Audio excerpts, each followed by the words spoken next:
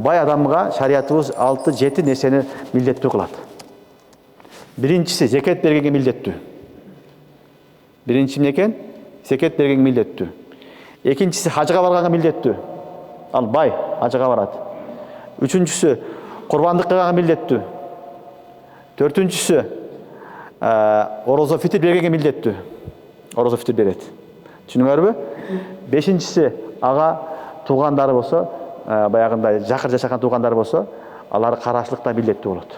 Жакын туугандарын. Алтынчысы ага зекет алуу харам болот. Жетинчиси элден сурашылык да харам болот. Элден тиленип суранган да харам болот. Демек, бай дегенде түшүнүп алгыла шариятта ушундай 7 өкүмдү берет. Сен байсыңбы, нисапка жеттиби өлчөмгө? Эми сен мына ушул 7 нерсеге амал кылышың керек.